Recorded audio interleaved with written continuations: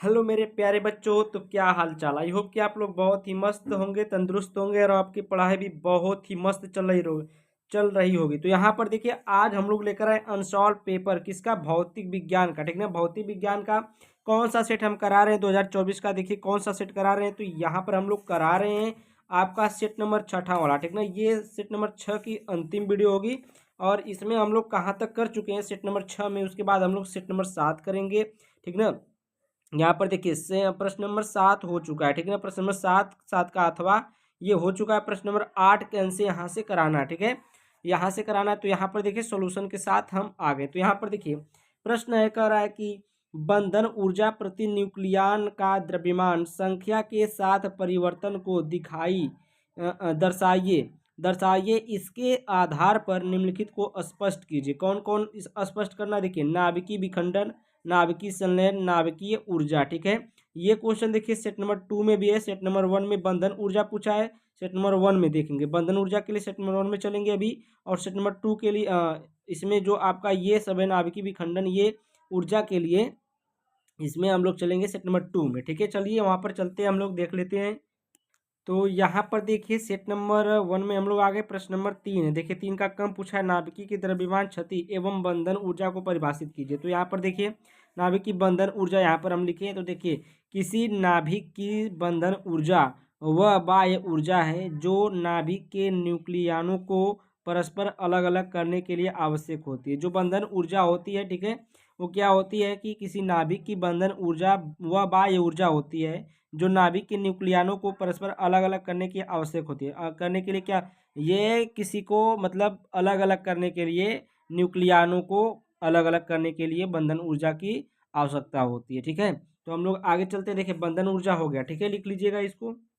अब देखिए इसमें पूछा है कि इसके आधार पर निम्नलिखित को स्पष्ट कीजिए। ठीक है, तो देखिए नाभिकीय विखंडन, नाभिकीय संलयन, नाभिकीय ऊर्जा। ठीक है, तो इसके लिए हम लोग चलेंगे एफ टी में, सेट नंबर 2 में 346 एफ टी में प्रश्न नंबर 8 देखें। तो यहाँ पर देखिए ये आपका क्वेश्चन है, इसमें हम लोग चलेंगे। देखिए यहाँ पर आपको ये दिख रहा है प्रति न्यूक्लियन बंधन ऊर्जा मेगा इलेक्ट्रॉन वोल्ट में।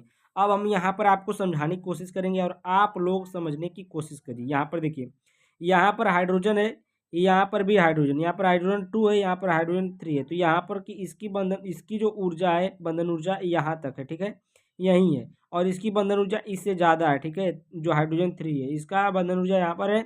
और जो लिथियम है, देखिए ये बंधन ऊर्जा पहले यहाँ पर गया है हीलियम पर, क्योंकि हीलियम जो आपका परमाणु है वो हाइड्रोजन हीलियम लिथियम आता है बाद में। ठीक है, पहले हाइड्रोजन आता है, तो पहले हाइड्रोजन पर गया। तो हाइड्रोजन की बंधन ऊर्जा ये किससे ज़्यादा है, लिथियम से ज़्यादा है। ठीक है, क्योंकि ये उससे ऊपर है। ठीक है, तो यहाँ पर लिथियम है, फिर उससे ज़्यादा क्या है, नाइट्रोजन है। नाइट्रोजन से नाइट्रोजन कह रहे हैं, ये आपका देखिए यहाँ पर नाइट्रोजन। ठीक है, उसके बाद ये ऑक्सीजन, फिर यहाँ पर देखिए सल्फर आ गया। फिर ये सबसे ज़्यादा किसी की बंधन ऊर्जा देखी जाए इसमें, तो देखिए आयरन की है। ठीक ना, किसकी है बंधन ऊर्जा सबसे ज़्यादा, किसकी, मेगा इलेक्ट्रॉन वोल्ट में, तो आयरन की है। और यहाँ पर देखिए आयरन के बाद ये सब नीचे चले आए हैं। ठीक है, लंबी नहीं पूछेगा कभी, सबसे लंबी बंधन ऊर्जा नहीं पूछेगा, सबसे ज़्यादा पूछेगा। ठीक ना, तो ये यहाँ पर यू आया है। ठीक है, यूरेनियम जो होता है। ठीक है, तो ये बंधन ऊर्जा का एक ग्राफ था जो मैंने आपको दिखा दिया। उसके बाद जो पूछा है नाभिकीय विखंडन, तो नाभिकीय विखंडन देखिए ये होता है आपका अधिक परमाणु द्रव्यमान, यानी कि जो 92 यूरेनियम 238 इसका परमाणु भार है। ठीक ना, कि बंधन ऊर्जा कम, यानी कि 7.69 मतलब मेगा इलेक्ट्रॉन वोल्ट प्रति न्यूक्लियन होती है, मतलब कम होती है। ठीक है, अतः ये अस्थाई होती है। जो आपका यूरेनियम होता है कैसा होता है, अस्थाई होता है। अतः इनमें नाभिकीय विखंडन का गुण पाया जाता है। जो आपका यूरेनियम होता है इसमें क्या पाया जाता है, नाभिकीय विखंडन का गुण पाया जाता है ना, इसमें विखंडन होता है। ठीक है, यानी कि टूटने का। और यहाँ पर देखिए नाभिकीय संलयन है। नाभिकीय संलयन देखिए, जब दो हल्के नाभिक जिनकी बंधन ऊर्जा प्रति न्यूक्लियन कम होती है, तो जब ये नाभिक आकर्षण बल सीमा में पहुँचते हैं तो इनमें नाभिकीय संलयन का गुण पाया जाता है, यानी कि ये दोनों मिलने लगते हैं आपस में। ठीक है, दोनों मिलने के कारण क्या हो जाता है, संलयन होने लगता है नाभिकीय। तो इसी को बोला जाता है नाभिकीय संलयन। जब दोनों का मिलाप होता है तो उसमें संलयन होता है। ठीक है, संलयन का मतलब ही मिलना होता है, तो इसको क्या बोलेंगे, नाभिकीय संलयन बोलेंगे। जब दो हल्के नाभिक कह रहा है ना, जब दो हल्के नाभिक, ठीक ना, जिनकी बंधन ऊर्जा प्रति न्यूक्लियन कम हो, यानी कि एक न्यूक्लियन से दोनों की मिला करके कम होनी चाहिए, तो जब ये नाभिक आकर्षण बल सीमा में पहुंचते हैं तो इनमें नाभिकीय संलयन का गुण पाया जाता है, यानी कि दोनों आपस में मिलने लगते हैं, इसलिए इनमें नाभिकीय संलयन का गुण पाया जाता है, ठीक ना। आगे चलते हैं हम लोग। तो अब हम लोग चले नेक्स्ट क्वेश्चन पर। ये जो नाभिकीय ऊर्जा ये भी हो गया, जो मैं अभी पहला वाला जो बताया हूँ ये नाभिकीय ऊर्जा ही था पहला वाला, ठीक है। उसके बाद चलिए यहाँ पर देखिए, एक हाइड्रोजन परमाणु के ऊर्जा स्तर की ऊर्जा -3.4 इलेक्ट्रॉन वोल्ट है, निम्नलिखित की गणना इस ऊर्जा स्तर के इलेक्ट्रॉन के लिए कीजिए, ठीक ना। बंधन ऊर्जा की गणना करना है, आयनन विभव का करना है, ऊर्जा स्तरों की संख्या करना है, कोणीय संवेग बताना है, गतिज ऊर्जा की गणना करना है। बस ये जो इलेक्ट्रॉन का ऊर्जा ये जो दिया है ना, ऊर्जा स्तर की ऊर्जा जो दिया है -3.4 इलेक्ट्रॉन वोल्ट है, तो यहीं पर देखिए पहला का हम लोग करेंगे ऊर्जा स्तर इलेक्ट्रॉन के लिए बंधन ऊर्जा। देखिए बंधन ऊर्जा के लिए हम लोग गणना करेंगे तो जो बंधन ऊर्जा होती है -E होती है, ठीक ना। क्या होती है बंधन ऊर्जा? -E होती है। और ई का मान कितना दिया है? -3.4 दिया, ई का मान दिया है, ठीक है। तो ई का मान रखेंगे, माइनस बाहर रहेगा और एक माइनस इसमें भी लगा है, तो -3.14, तो माइनस माइनस क्या हो जाएगा? प्लस हो जाएगा। तो आपका बंधन ऊर्जा कितना आ जाएगी? प्लस में 3.4 इलेक्ट्रॉन वोल्ट। तो हाइड्रोजन परमाणु के ऊर्जा स्तर में कितना बंधन ऊर्जा है? -3.4 है, ठीक है। ये होगा, ठीक है। उसके बाद देखिए आयनन विभव निकालेंगे, तो आयनन विभव फार्मूला ई इनफाइनाइट -E2, इनफाइनाइट मतलब क्या है? अनंत है, तो अनंत को छोड़िए, E2 ई क्या है यहाँ पर? देखिए -3.4 है, तो यहाँ पर -3.4 रखेंगे तो ये भी प्लस में आ जाएगा, 3.4 इलेक्ट्रॉन वोल्ट में ये भी आ जाएगा, ठीक है। ये भी इसका आंसर आ गया। दूसरे का आयनन विभव तीसरा निकालना है आपका ऊर्जा स्तरों की संख्या। तो ऊर्जा स्तरों की संख्या यानी कि n का मान निकालना है, तो फार्मूला होता है E इक्वल टू -13.6 बटे में n स्क्वायर, ये इलेक्ट्रॉन वोल्ट है, इसको भी छोड़ भी सकते हैं। अब देखिए यहाँ पर ई का मान -3.4 है, माइनस से, और ये -13.6 बटे में n square electron volt, minus से माइनस कट जाएगा, ठीक है। एक दशमलव है तो एक अंक पर दशमलव है, तो ये भी दशमलव से दशमलव कट जाएगा। अब n को इधर भेज देंगे, n स्क्वायर को इधर भेज देंगे, 136 बटे में 34, 34 से भाग करेंगे तो ये कटेगा 4 बार में, तो n स्क्वायर बराबर 4 आ जाएगा। n स्क्वायर बराबर कितना आ जाएगा? 4। तो ये कितने का स्क्वायर है? 2 का स्क्वायर, तो स्क्वायर से स्क्वायर कटेगा तो n बराबर कितना आएगा? 2 आएगा। तो n ऊर्जा स्तरों की संख्या कितनी आ गई? n बराबर 2 आ गई, ठीक है। आगे चलते हैं। आगे पूछा है कोणीय संवेग। क्या पूछा है? देखिए कोणीय संवेग पूछा और गतिज ऊर्जा पूछा है, तो दोनों देख लेते हैं अगले पेज पर। तो यहाँ पर देखिए चौथा पॉइंट है कोणीय संवेग। तो कोणीय संवेग देखिए NH/2 पाई होता है, तो n का मान 2 आया है। h का मान आप लोग को पता होगा, जो नियतांक होता है, h का मान कितना होता है? 6.6 गुणे 10 के पावर -34 होता है, ये आपको पता है, ठीक है। ये हमेशा मान रखा जाता है, अगर h का मान नहीं दिया रहता है कहीं पर, h का मान वैसे यही होता ही है, 6.6 गुणे 10 के पावर -34, ठीक ना। n का मान 2 है और पाई 2 तो है, पाई का मान रख देंगे 22/7 होता है, ठीक है। अब यहाँ पर देखिए 2 से 2 कट जाएगा। उसके बाद देखिए यहाँ पर हम लोग क्या करेंगे, ऐसे का ऐसे उतार लेंगे। उसके बाद ये 7 ऊपर चला जाएगा, देखिए 7 ऊपर आ गया, यहाँ पर गुणा कर दिया, 6.6 गुणे 7 गुणे में 10 के पावर -34 बटे में 22, तो एक दशमलव हटा, यहाँ पर 0 बढ़ा लेंगे, ठीक है। तो यहाँ पर देखिए 22×3 66, 22×3 66, यहाँ 3 बार गया और यहाँ पर 10 बचेगा, ठीक ना। 22 से 22 कटेगा, 22×3 66, तो यहाँ पर 1 बचेगा, तो 0 यानी कि 10 बचेगा। तो यहाँ पर 21 बटे में कितना? 7 तरीके 21 गुणा करेंगे तो ये 21 बटे में 10 आ जाएगा, गुणे में 10 की पावर -34। अब ये एक बार भाग करेगा तो 2.1 गुणे 10 की पावर -34 किलोग्राम मीटर स्क्वायर प्रति सेकेंड, ये आपका आ जाएगा कोणीय संवेग का आंसर, ठीक है। उसके बाद देखिए गतिज ऊर्जा। गतिज ऊर्जा, ऊर्जा यानी कि ई का मान, जो ई का मान रहेगा वही होगा, तो -E होता है, तो -E यानी कि -3.4 इलेक्ट्रॉन वोल्ट रखेंगे, तो यहाँ पर माइनस माइनस क्या हो जाएगा? प्लस हो जाएगा, तो ये क्या हो जाएगा आपका?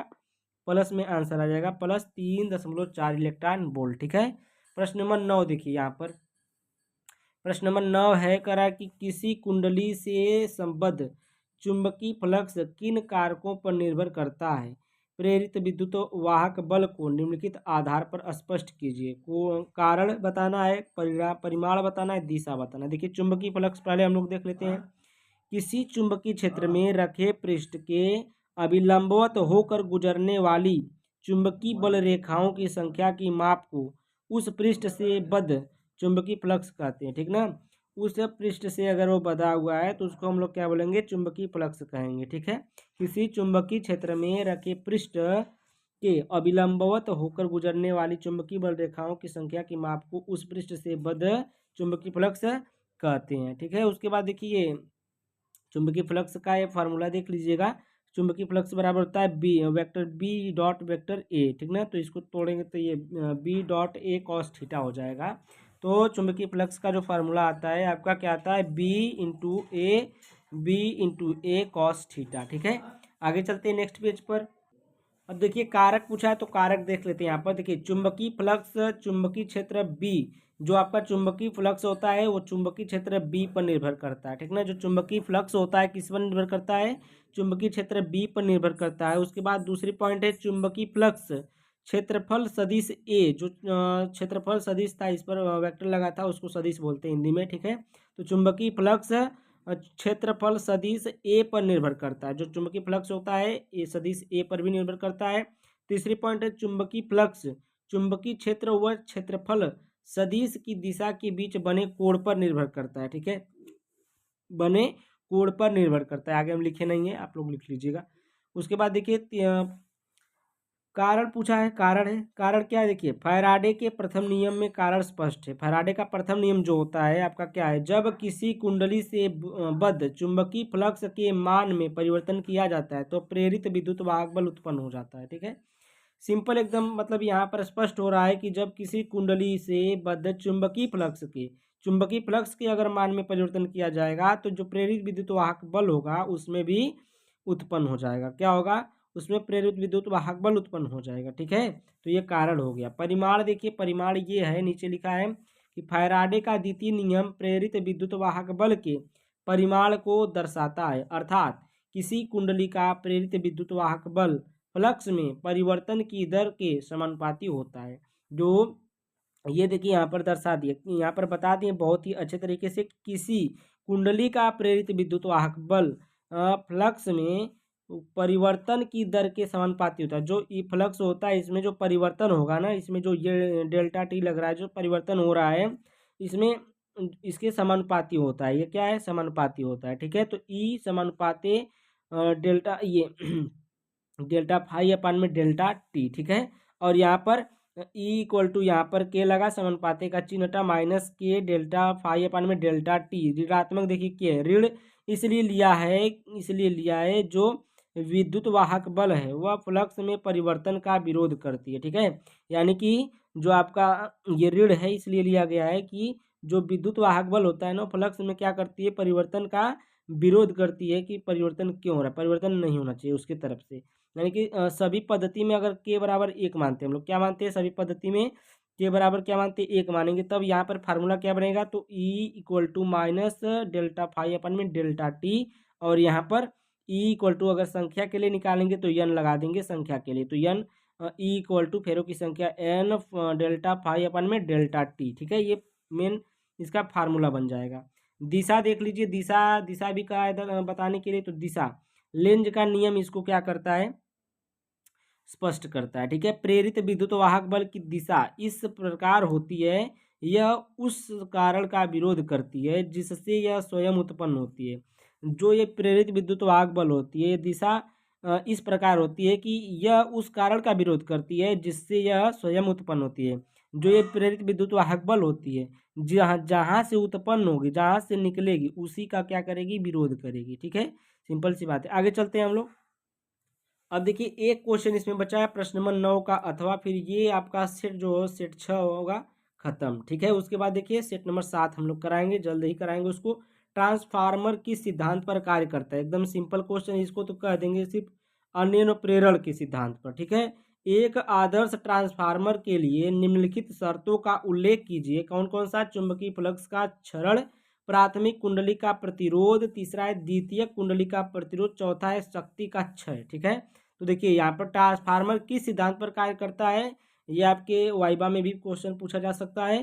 तो ट्रांसफार्मर अन्योन्य प्रेरण के सिद्धांत पर कार्य करता है, ठीक है। क्या, ट्रांसफार्मर जो होता है अन्योन्य प्रेरण के सिद्धांत पर कार्य करता है। आदर्श ट्रांसफार्मर के लिए शर्तें, पहली शर्त क्या है, चुंबकीय फ्लक्स का क्षरण। तो यहाँ पर देखिए, पहले यहाँ पर देखिए चुंबकीय फ्लक्स का क्षरण कैसे, यहाँ पर देखिए प्राथमिक कुंडली द्वारा प्रत्यावर्तित चुंबकीय फ्लक्स पूर्णतः द्वितीयक कुंडली के साथ बद्ध नहीं रहता है। प्राथमिक कुंडली तथा द्वितीयक कुंडली के बीच अन्योन्य प्रेरकत्व का मान यम इक्वल टू के रूट में L1 इंटू L2, ठीक ना, होता है। क्या होता है, जो अन्योन्य प्रेरकत्व का मान होता है यम इक्वल टू के रूट में किसमें, करड़ी में L1 इंटू L2 होता है। चुंबकीय फ्लक्स क्षरण के लिए युग्मन गुणांक यानी कि के को एक करने का प्रयास किया जाता है। किसमें, चुंबकीय फ्लक्स क्षरण के लिए युग्मन गुणांक के को एक करने के लिए प्रयास किया जाता है, अन्यथा इस क्षरण से विद्युत शक्ति क्षय जारी रहेगा, ठीक ना। इसमें क्या होता है, जो विद्युत शक्ति होती है उसका क्या होता है, क्षय होता है, ठीक ना, उसमें क्षय होगा, वो क्या रहेगा, जारी रहेगा इसमें।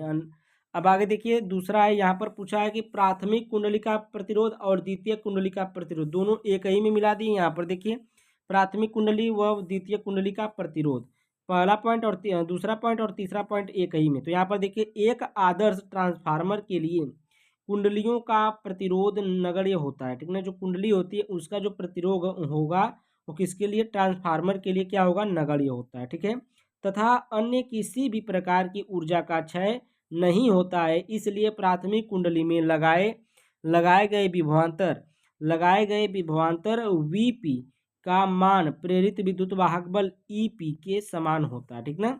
जो उसमें विभवांतर लगाया गया कुंडली में, जो लगाए गए विभवांतर Vp का मान है वो प्रेरित विद्युत वाहक बल जो EP है उसके क्या होगा, समान होगा, बराबर होगा, ठीक है। यदि द्वितीय कुंडली का परिपथ खुला हो अर्थात उसका प्रतिरोध अत्यधिक हो तो कुंडली के सिरों पर प्रेरित विद्युत वाहक बल ES प्राप्त विभवांतर VS के समान होगा।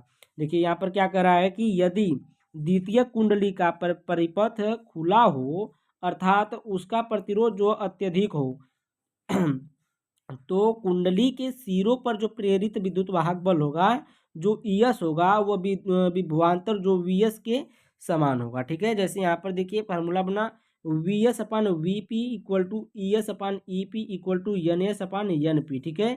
सभी किसके बराबर है, परिणमन अनुपात के बराबर, यानी कि R के बराबर है, ठीक ना, परिणमन अनुपात है, तो ये सबका परिणमन अनुपात है, ठीक है। यहाँ पर आप लोग इसको स्क्रीनशॉट ले लीजिए, लिख लीजिए, ठीक है। आगे चलते हैं हम लोग। अब देखिए यहाँ पर शक्ति का क्षय, चौथी पॉइंट है शक्ति का क्षय, दो पॉइंट हम एक ही में करा दिए, दूसरी पॉइंट और तीसरी पॉइंट एक ही में करा दिए, और ये चौथी पॉइंट है, ठीक ना, शक्ति का क्षय।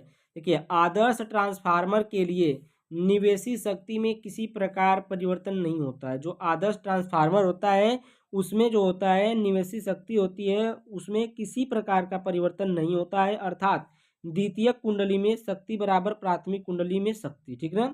द्वितीय कुंडली में जितनी शक्ति रहेगी उतनी प्राथमिक कुंडली में शक्ति रहेगी। देखिए यहाँ पर PP बराबर PS, यानी कि प्राथमिक कुंडली में शक्ति यानी कि पावर ऑफ प्राथमिक कुंडली और equal to power of secondary कुंडली, ठीक है। तो दोनों क्या है, बराबर होते हैं, ठीक ना। तो यहाँ पर देखिए VP into CP equal to VS upon I into IS। यहाँ पर आप जैसे हम लिखे थे वहाँ पर VP अपान में VS equal to IS upon IP है। जो इसकी जो सेकेंडरी धारा है ये देखिए द्वितीय कुंडली की धारा बटे में प्राथमिक कुंडली की धारा बराबर प्राथमिक कुंडलिक फेरों की संख्या और ये सेकेंडरी कुंडलिक फेरों की संख्या, ये अनुपात है, ठीक ना। किसके किसके समान होते हैं, सब परिणमन अनुपात के समान होते हैं, यानी कि बराबर होते हैं, ठीक है।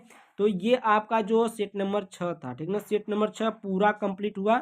अगर आप लोग वीडियो नहीं देखे हैं तो वीडियो जाकर देखिए, और 1 शॉट इसका जल्द ही आएगा, 1 शॉट 2 दिन में इसका 1 शॉट मैं बनाकर तैयार करूंगा और दूसरे दिन इसको अपलोड करूंगा 1 शॉट को, ठीक है। Thank you, bye bye for watching my video. अगर वीडियो अच्छी लगी तो वीडियो को लाइक करके चैनल को सब्सक्राइब करके बेल आइकन घंटी दबा करके एक कमेंट छोटा सा छोड़ दीजिएगा। Thank you, bye bye.